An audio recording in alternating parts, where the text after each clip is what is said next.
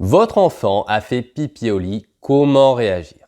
Alors, ce que je vous livre ici, les astuces que je vous livre ici sont valables que ce soit le premier pipi au lit ou que ça fasse déjà plusieurs fois que votre enfant fait pipi au lit. Il y a des choses qui vont revenir, qui vont être récurrentes dans la façon d'aborder l'enfant, de le gérer le pipi au lit, de faire en sorte de ne pas le traumatiser, justement de le rassurer et de l'inciter à avoir confiance pour justement pouvoir ne plus faire pipi au lit pour la suite.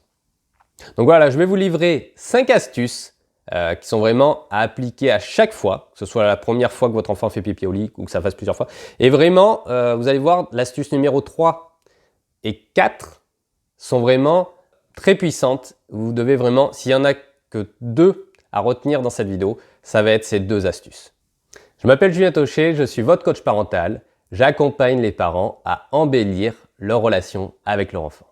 Si vous aimez cette vidéo, si vous souhaitez recevoir mes prochaines vidéos, mettez-moi un petit like, cliquez sur le bouton abonner avec la petite cloche. Ça fait toujours plaisir, ça me donne de l'énergie, ça me motive pour vous faire d'autres vidéos. Ça me permet de savoir si cette vidéo vous a apporté quelque chose. Ça fait toujours plaisir. Donc le premier conseil, ça va être vraiment de rester calme, de ne pas crier sur votre enfant. C'est quelque chose, effectivement, il y a un pipi au lit, mais c'est pas grave. Honnêtement, c'est pas dramatique.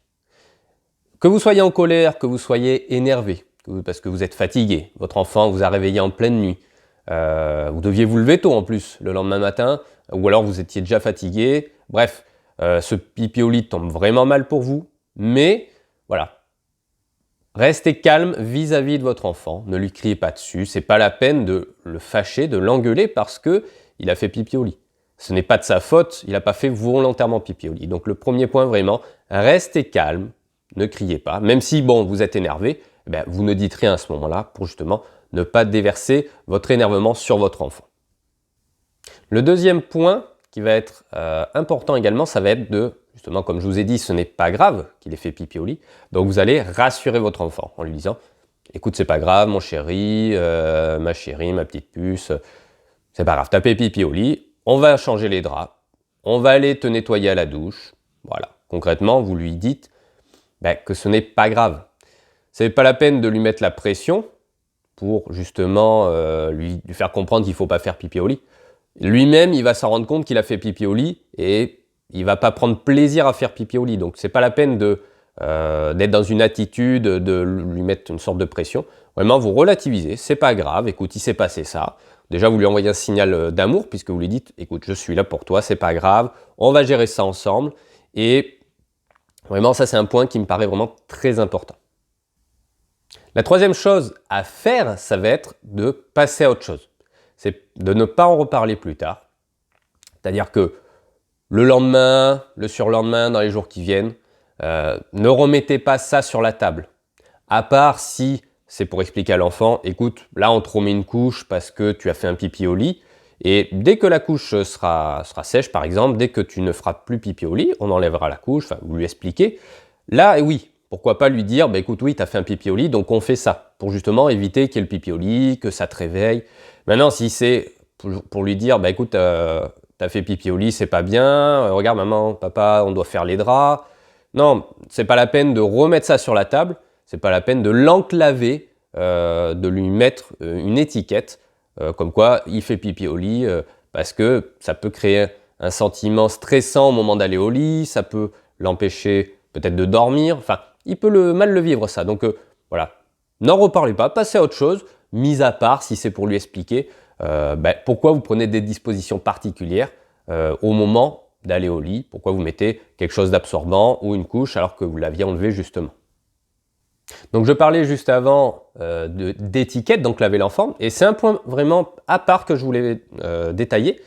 Voilà, ne lui collez pas une étiquette comme quoi il fait pipi au lit, ne lui collez pas cette étiquette, ne l'enclavez pas, il vient de faire un pipi au lit. Alors si c'est le premier, vous aurez peut-être tendance à le faire plus si ça fait plusieurs pipis au lit, mais voilà, restez factuel, restez neutre vis-à-vis de ça. Ne l'enclavez pas là-dedans, ne lui donnez pas cette identité que c'est un enfant qui fait pipi au lit, qui n'arrive pas à se retenir, parce que après ça part dans des choses, t'es un bon à rien, tu vas pas réussir dans la vie. Alors, c'est sûr que on part dans une autre dimension. C'est peut-être pas ce que vous dites, mais l'enfant peut comprendre ça dans la manière que vous lui dites. Si vous lui dites bah, t'es nul, t'arrives pas à... Tu fais pipi au lit, t'es nul, bah, l'enfant il peut associer ça, bah, je suis nul, donc je suis nul pour d'autres choses. Donc vraiment, voilà, ne collez pas une étiquette, ne l'enclavez pas dans quelque chose avec des mots vraiment qui vont faire, qui va s'identifier comme étant quelqu'un qui fait pipi au lit ou qu'il est nul.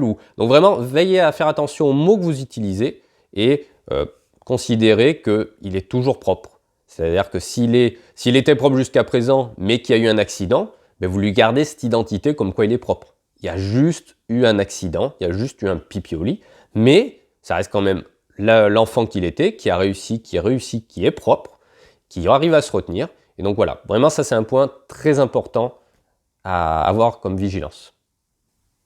La cinquième astuce, qui se rapproche un petit peu des deux précédentes, ça va être de ne pas humilier votre enfant, de ne pas vous moquer de lui, de ne pas avoir des propos rabaissants, sans forcément du coup aller jusqu'à lui coller une étiquette, mais une petite pique ou quelque chose qui va être vraiment humiliant. Oh mais t'as fait ton gros bébé hier soir, ou parler de lui à la troisième personne quand il y a des invités, des amis.